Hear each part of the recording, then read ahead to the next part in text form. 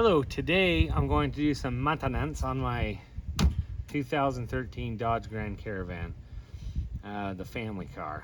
So we're going to do an oil change today, then front brake pads tomorrow. Alright,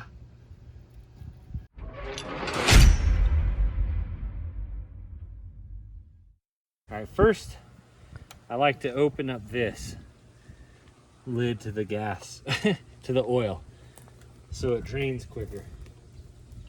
And then I shove this right under there.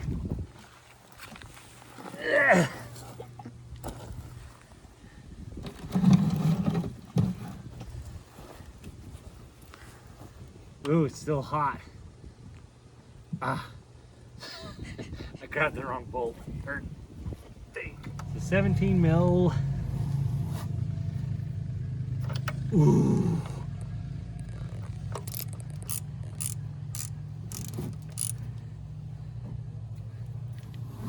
Let's see how quick I am. Let's see if I don't get any oil on my fingers. Everybody that watches this has to give me $1. Oh shoot.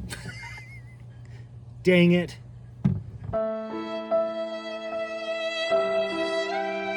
Next thing, I cover that back up just because I don't want anything falling into it. Just like this.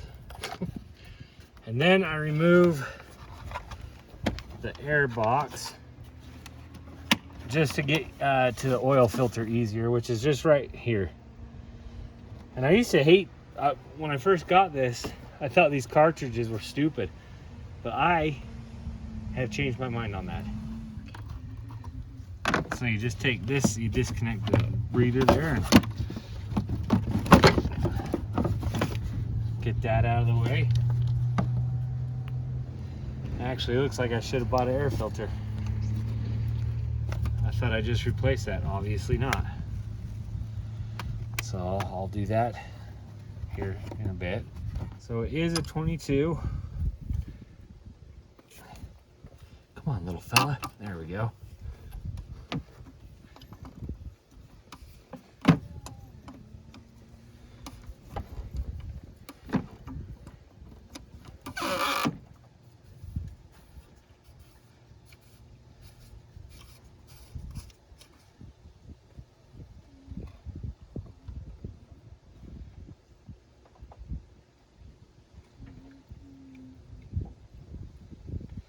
So that comes out just that easy. And then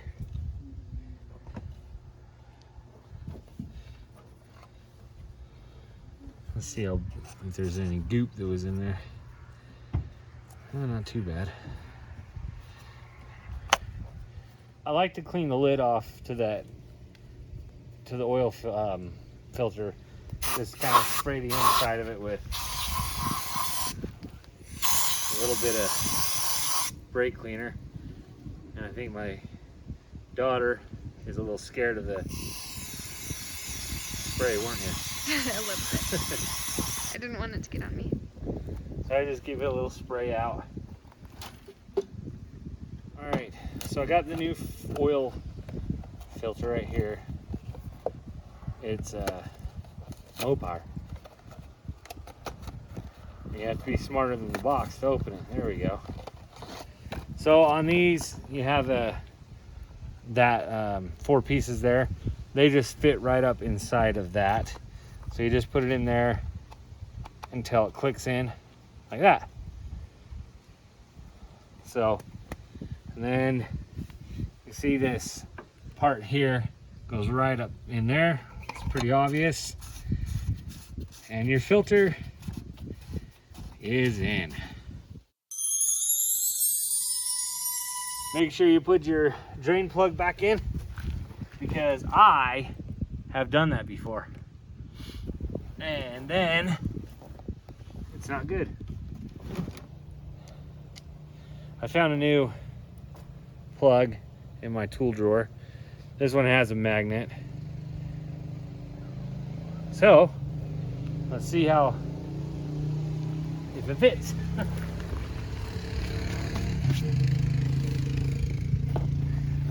Oh, Oh, it's dripping on me.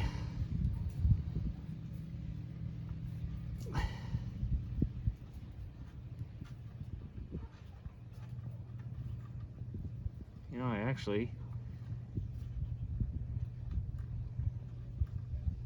doesn't feel like the same thread. So, we won't use that one. I'll just put the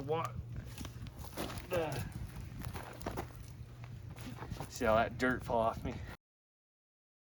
Yeah, I'll just move this over to the old one, keep this for a rainy day. I can't remember. There it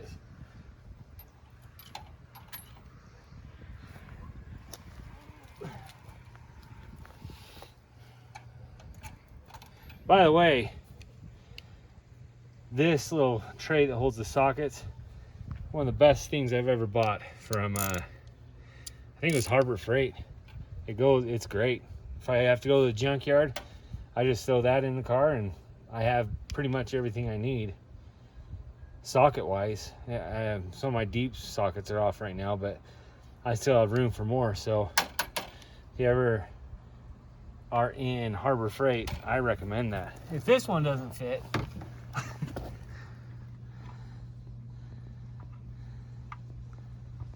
where are you, little hole?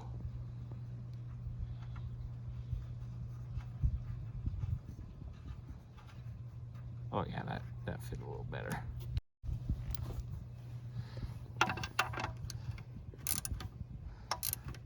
You don't want to tighten it too much. Strip it out, so that's good right there.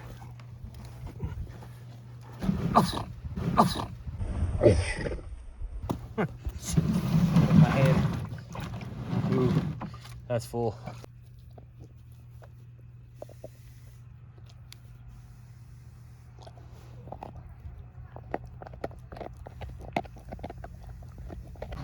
All right, so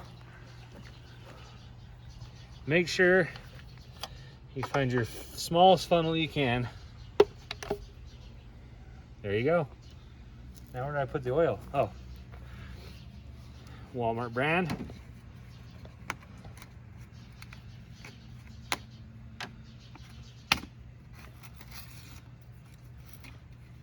I guess that's kind of dumb to poke that in like that when you're trying to put oil into your car and you don't want any of that in there.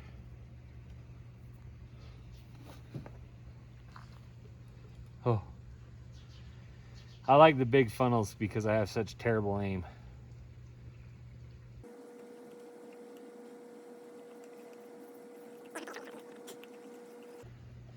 Look at that.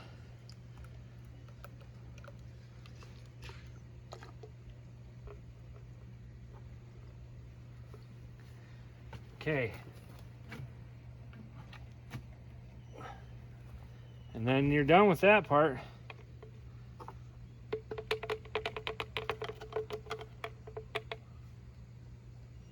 Just tighten that down.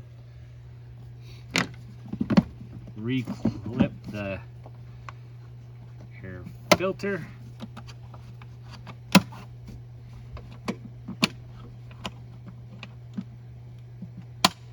Make sure you plug that back in. And your oil change is done. But there's one thing I want to show you in here. It's the resetting the oil light. I'll need to show you through the window. Flies. All right. When you need an oil change, it will tell you change oil, change oil. So what you do to get that off, you turn the key on but don't start the car. You pump the gas pedal 3 times. 1, 2, 3. Turn it off, pull the key out, and then when you start it again, it's reset. It won't say oil change anymore. So that's how you do it. All right, there's been a little change of plans because I can't get to the brakes right now. Well, I can, but it's hot and I don't like driving without air conditioner. Ooh. So we're gonna look at why it's doing this.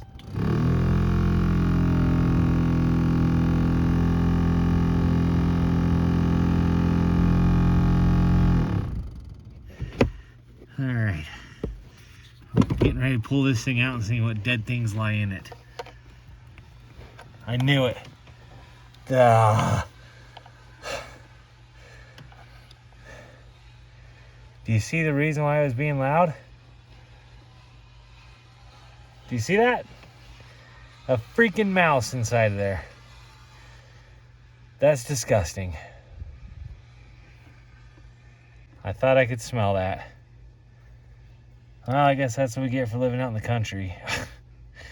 All right, so I got the mouse out, but it stinks. So we're gonna clean it because we don't need that blowing around inside of the air conditioner. So I took my daughter's best toothbrush. Oh, I didn't know Charlotte was out here. She's gonna catch me using her toothbrush.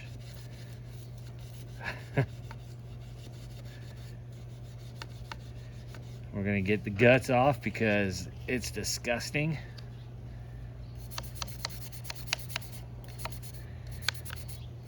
But that explains the noise. All right, just screwing these back up. Ah. My aim is impeccable.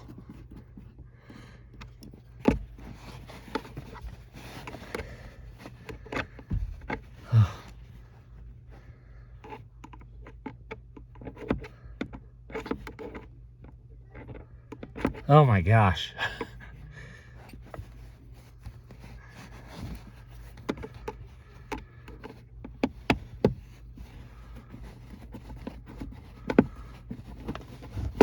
Oh my heck.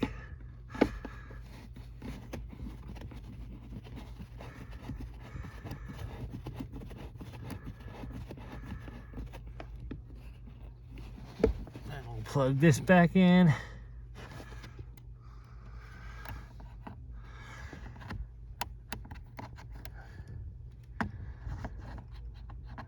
I'll get that in a sec.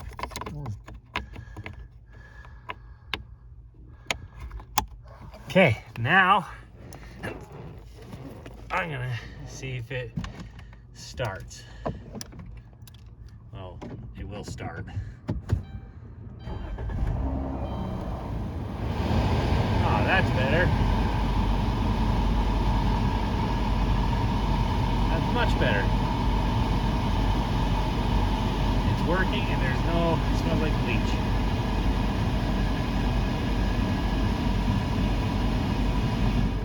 All right, finally. Oh. I'm just kidding. Finally, we're to the brakes. I got the mouse taken care of. I did an oil change. What else did I do? That's it. So finally the brakes. All right, first, you remove the tire, secure your car with a jack stand, all the normal things. And these brakes are actually pretty simple. I'm just doing pads because the rotors were meaning they were okay but not perfect. So you just take off that, and there's one on the bottom. Uh-oh. What's Purse gonna do without his bone?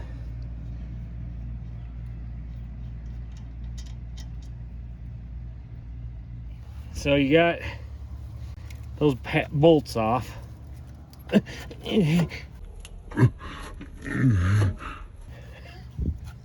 I should, yeah, the piston off now. It's a dual piston. These cars, that's the only cool thing about my van is it has the power brakes. as opposed to the one piston. So, oh my goodness, it's just falling apart. I wonder why I couldn't stop. No, that's not the bad bit.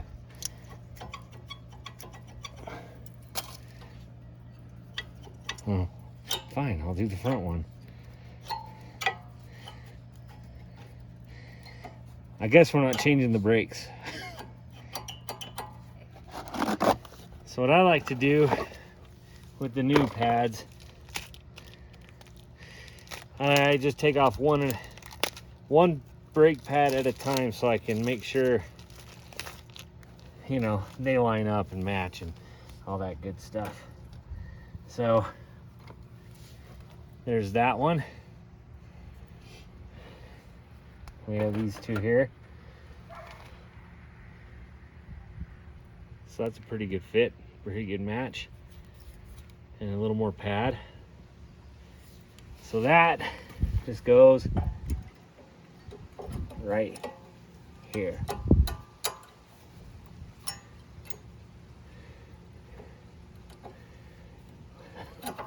Right like that. And it's in. And then you just do the same on the back. Pull that pad off. I got this guy here.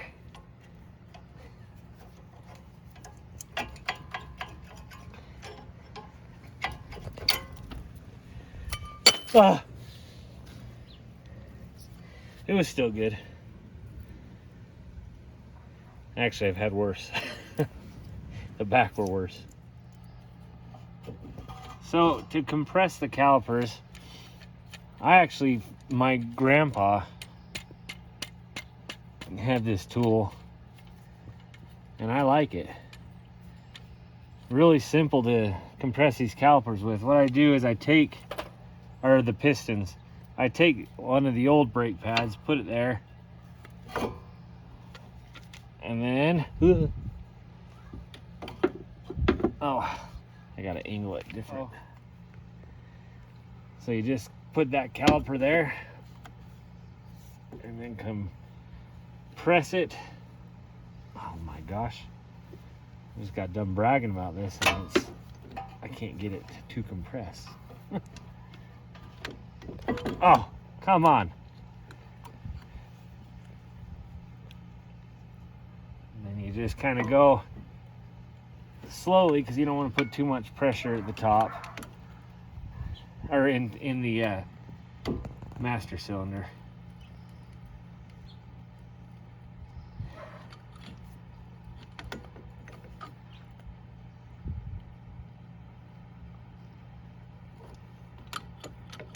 I guess I could have just done right smack dab in the center. Oh, it's not working.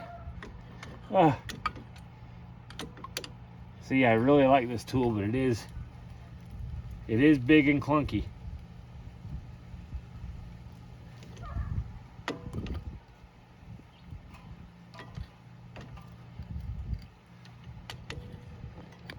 And then towards the end, you kind of got to get it both because you push one in, the other one comes out, and then that's ready to go on after a little bit more compressing. So I got it compressed a little more, and it slides right on there. So get it into place. Get one started so it hangs. And then I can't see. There we go.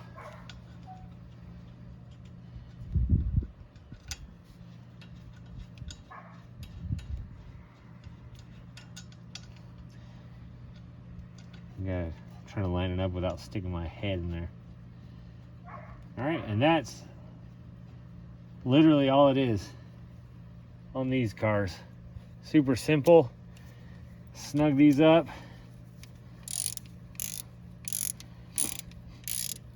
I can't find my good ratchet, so I'm using my trusty Stanley from Walmart. And then torque them. Click.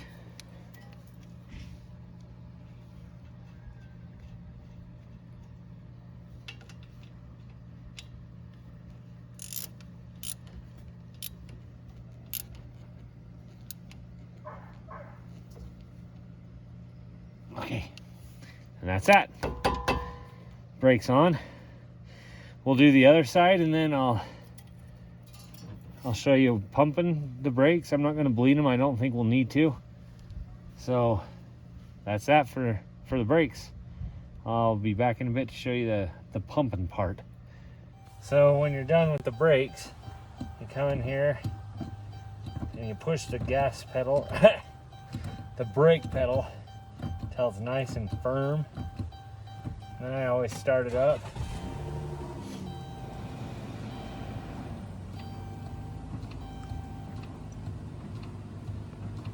There. I still think it feels like it could use a little bit of bleeding, but it's good. All right. Thanks for watching.